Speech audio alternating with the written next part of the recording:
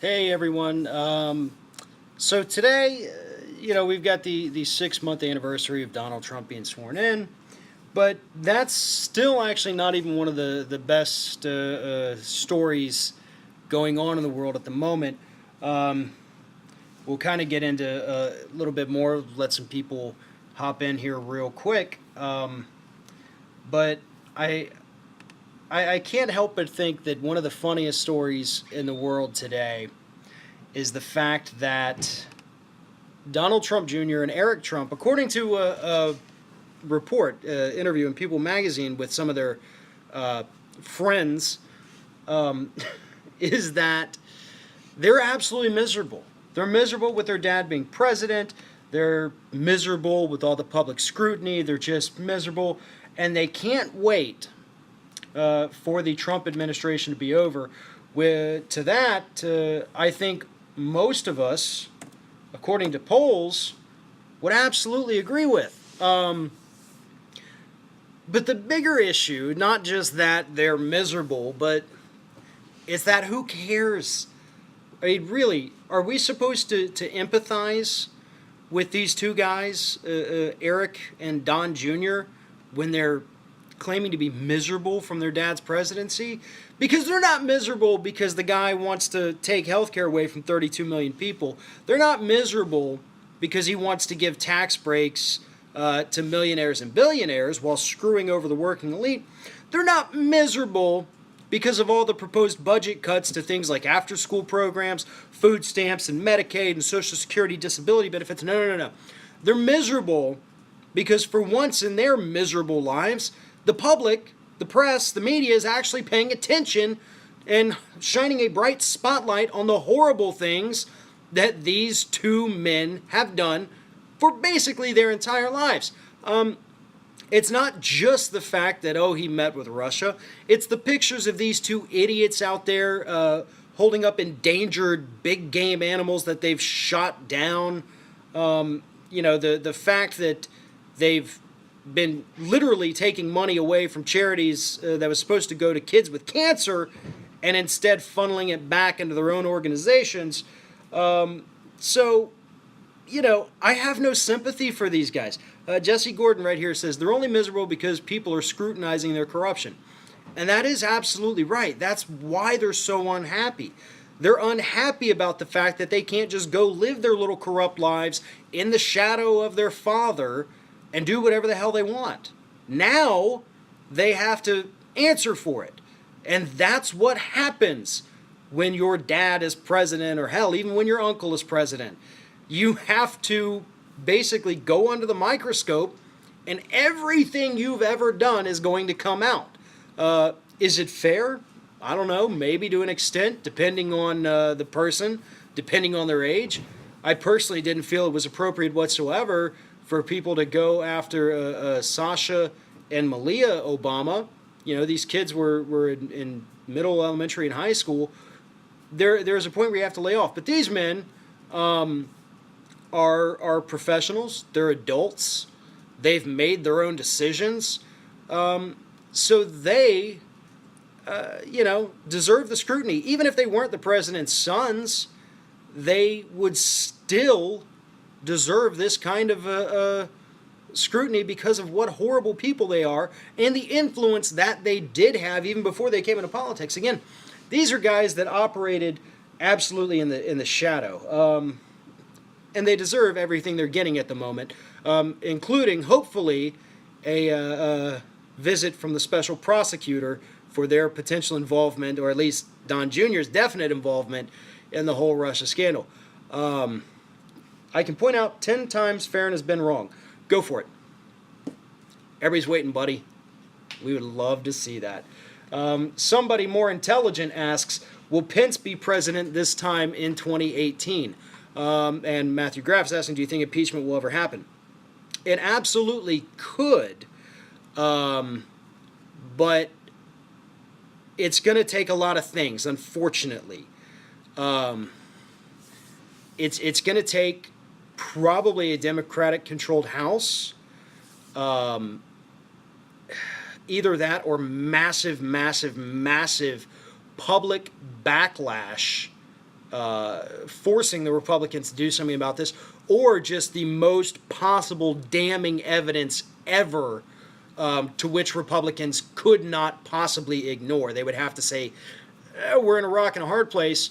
We're going to have to do this. The other thing is that we really need this investigation to conclude. Again, I've said in the past, I'm not happy with the articles that have already been filed. I think it's way too soon. I think, like I've said in the past, we get one shot at this. Let's not screw the pooch. Let's not go ahead and try to do it before we have all our ducks in a row. The ducks are there.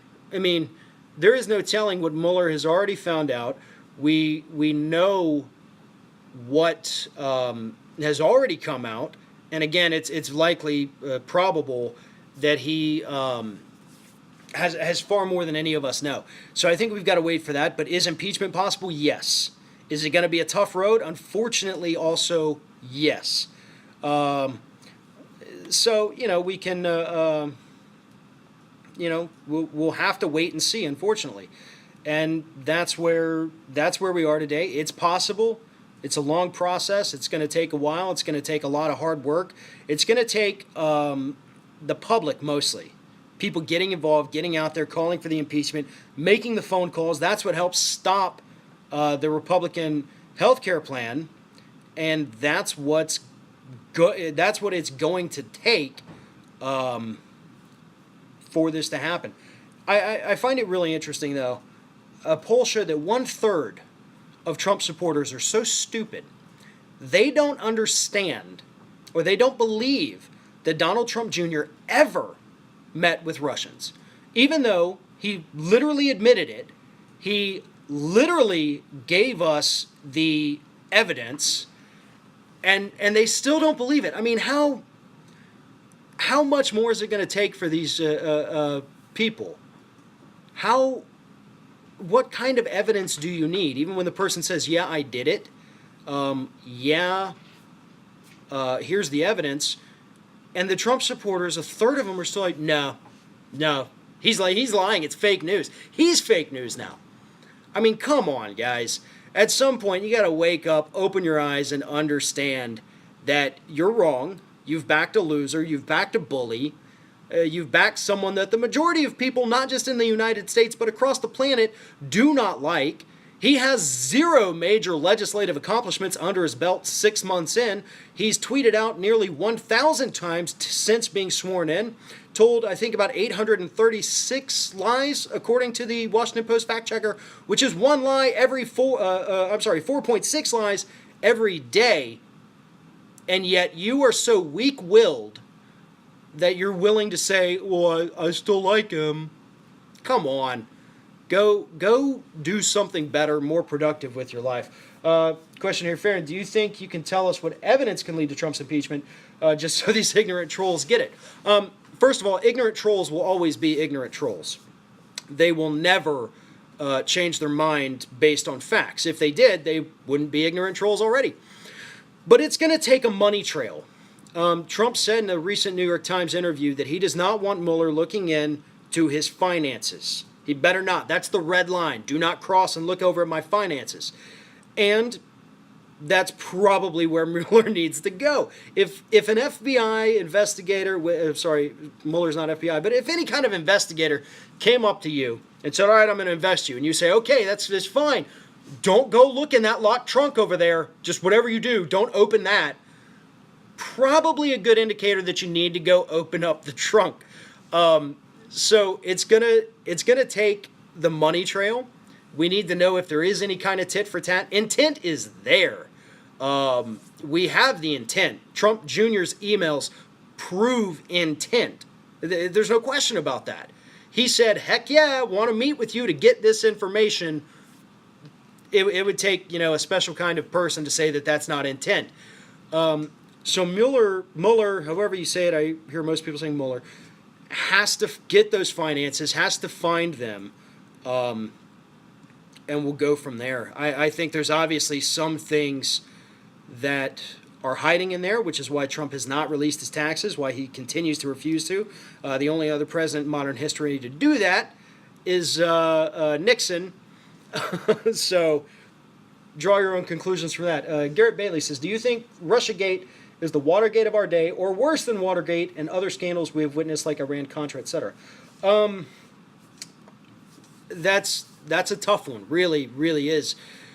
Because I think we're dealing with a little bit different situation at this point. When dealing with a foreign operative, if that is the case, I'm not going to say it is or isn't, but if that is the case, which I personally believe it is, it's worse. It's worse when you're colluding with a foreign power to do this kind of thing versus, hey, go take their crap, which was what Watergate basically boils down to. So yeah, I do think it's worse than Watergate if what we've heard and been told is true. Now again, we gotta wait for the results of that investigation. So unfortunately, we're all sitting here playing the waiting game and speculating. Somebody's asking, do you think that this whole Russia scandal explodes? That people will hopefully forget Pizzagate. Pizzagate, I guess, I don't know if you're saying that make people forget that Pizzagate happened, because Pizzagate wasn't a thing. It was a lie spread, by right-wing websites that they eventually later came out and had to apologize for, that almost got people killed. Maybe it will make people forget. I don't know. I'm not sure I understand your line of thinking there. Do you think Trump may fire Mueller? I think he could try, and I don't think that even if he were successful with it, it would ever change the course of things. All it would do is let the public understand that Donald Trump is scared, and that, he knows that Mueller was getting close to something. I think it's always very bad for the person being investigated if they start attacking the investigator, which is what Republicans have done. It's what the Trump administration has done, and he's threatened to fire him, obviously, on several occasions. And if he does, it's going to turn a lot more of the public against him. So it would be a very stupid decision, so I would think, yes, Trump would do it. Because he always seems to make the worst possible decision, no matter what's laid out in front of him. You give him several options and say, okay, well, here's the dumbest thing you could do, and then here's everything else. He's like, go with the dumb one. Let's do that one. Let's make that happen. I'm sure that's going to work out in my favor, because it's been so great so far. If he fires Mueller, then that means he's close, and then he's done death by himself. Donald Trump is his own worst enemy. He always is. Always has been. He's not taking the advice of his attorneys, according to the reports. He's not listening to them. They're telling him, stop talking about it, stop tweeting about it, and then according to his staffers, he then goes and tweets about it. So Trump is his own worst enemy. He's not doing himself any favors. If I'm his attorney, I'm either saying, look, listen to me today, or I'm going to leave. But, Trump's paying over $200,000 a month in legal fees that's coming out of his campaign coffers, according to reports. So, these guys are making a load of money. They're going on the media. They're getting famous. They don't care that he's not actually listening to them. They want that popularity. I mean, this is, to an extent, a replay of the O.J. Simpson trial, where all those lawyers got to be in the spotlight and make a ton of money, and they made a ton of money after that by everybody knowing their name and knowing who they are. And I think we're seeing a lot of that today with these lawyers. These are not good attorneys representing Donald Trump. And I know that because I know a lot of attorneys. I know a lot of great ones all over the country. And Trump didn't pick the good ones. Watergate was nothing compared to what both Trump and Clinton both did. I'm confused by that for the simple fact of, what did Clinton do that's Watergate-esque? I don't get that, really don't. But I will say this, I think that left, right, center, whatever you are, it's time to stop talking about Hillary Clinton in general. There's no reason. She's not she's out of politics. She's not running, hopefully ever again. Trust me, I don't like her. But I think everybody needs to move on and stop talking about Hillary Clinton. It's actually to the point that it's kind of pissing me off. It's not just the Republicans still talking about her, or the progressives still talking about her, or the pro-Hillary people still talking about her. Everybody needs to stop. Hillary Clinton, Brian points it out right here in this comment, Clinton is irrelevant on every single front. At this point, honest to God, both Clintons. Can we just leave them out of it? Stop pretending that they're relevant. Stop pretending that she's going to run again. Stop pushing them. Stop saying we should prosecute them. Let's move on and forget the Clintons existed and deal with the mess they've left us without trying to get their whole, take on it or whatever. It is infuriating at times here. What else we got here? Do you think that Trump and those involved in this investigation will actually face penalties worthy of their crimes? I hope so. Here's the problem with it. The entire presidential line of succession is Republicans at this point. So even if Trump, were pinged on something and then Pence got pinged, the next Republican in line, which is going to go to Paul Ryan, then it would actually go to Rex Tillerson after Paul Ryan. They're going to pardon him. So there's going to be no punishment even if we get them out of office. But, we have to take what we can get. And at this point, and George right there just pointed out, at least Pence is civilized. That's something I've pointed out a lot in talking about what happens if Trump gets impeached. Pence, policy-wise, is no better than Donald Trump. He's no worse than Donald Trump. He's no better than Donald Trump. You see them put their policies side by side. Same thing with pretty much any Republican in D.C. The policies are no different. Trump is no different from them. It's the civilized part which Pence has a slight edge over Donald Trump on. Pence is not a hothead. He's not necessarily a bully. I don't know what he's like behind the scenes, but at least publicly, he's not like Donald Trump and somebody you have to worry about getting pissed off and launching a nuke, which we do with Donald Trump. It is the fact that Pence will be horrible on women, so was Trump. He's going to be horrible on civil rights, as is Trump. But he may not just get mad watching the news and launch a nuclear strike. That is the only way that Mike Pence is slightly better than Donald Trump. Somebody points out here, Pence is a scary wannabe theocrat. And he is. He's very theocratic. He is the religious right embodied. Won't even be in the same room, sit at the same table with a woman if his wife is not pregnant. And that's scary. I mean, that's the kind of, backwards thinking on women that we get so mad when other countries do. And here, our vice president does it. I mean, the United States claims to be so far advanced and so better than everybody else. And we're really not. When you look at the policies, when you put it on paper, when you compare it, we're so not. I mean, we're not necessarily, obviously, not allowing women to go out in public by themselves, but we have a lot of people in this country who would actually be okay with that. And it's coming from the religious right. David Timmer says, America needs Sanders. We do. We need Bernie Sanders more than anything. We need his policies more than anything. Not necessarily the person, but the policies that he supports, the passion that he has. And I pointed this out the other day. I think that's what he's working on right now, is getting other people involved, getting other people to share his passion, understand the policies, how to talk to people, and get them motivated to run, because he understands that, he's not going to be able to do this forever, and someone else, hopefully many someone else's, will be the ones carrying the torch. And so I think that is Bernie's biggest goal right now, is not to promote himself, but to educate and influence and inspire. And so hopefully that's what will happen with him. A lot of people seem really down in the comments right here on Kamala Harris.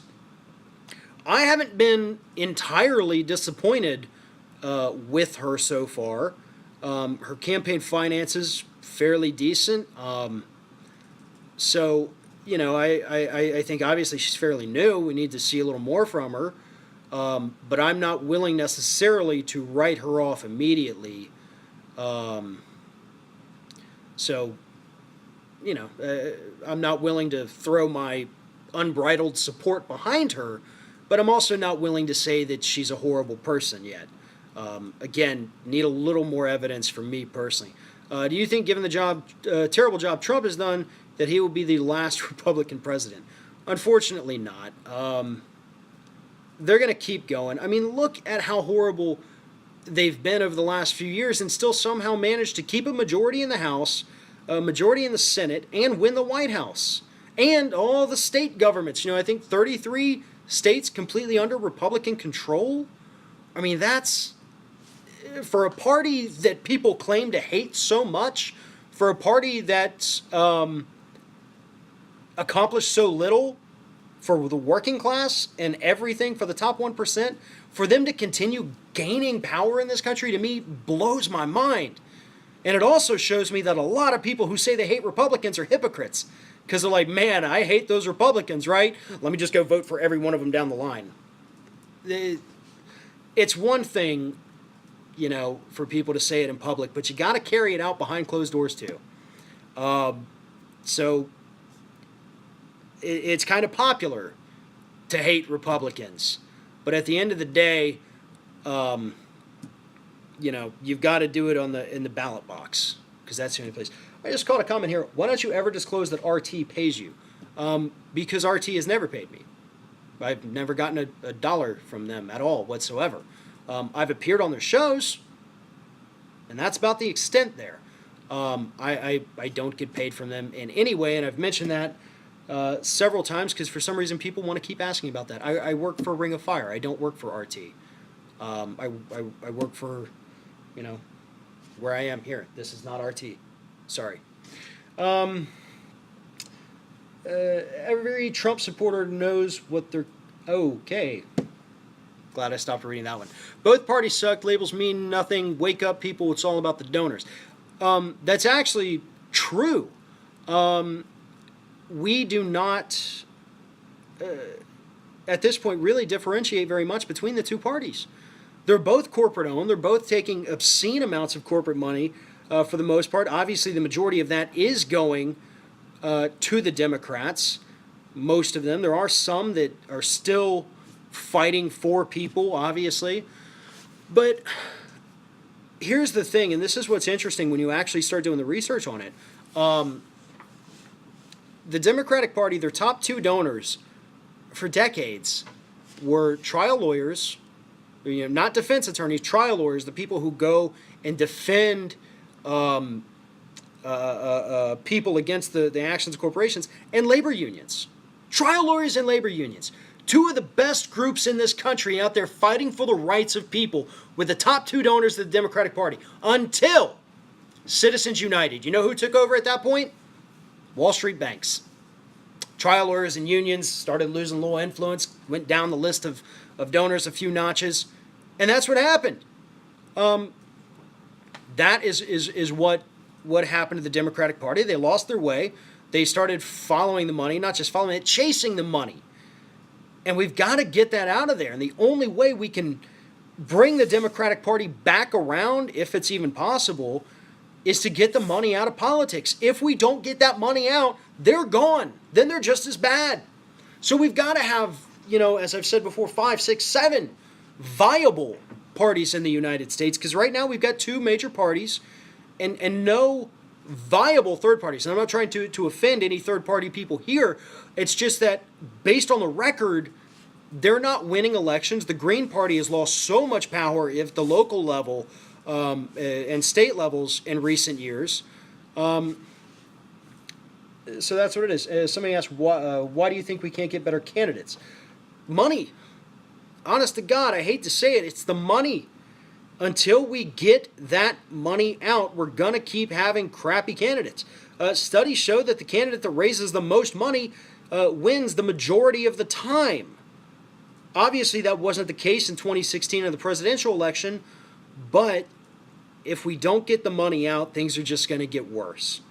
and they've already gotten pretty bad, and so you can just imagine what's going to happen if they continue to get worse.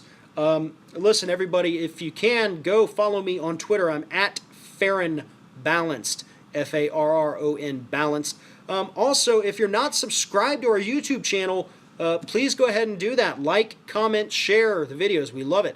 You want to help support the show, you can go to patreon.com/TheRingOfFire. Again, appreciate everybody watching today. We'll see you next time.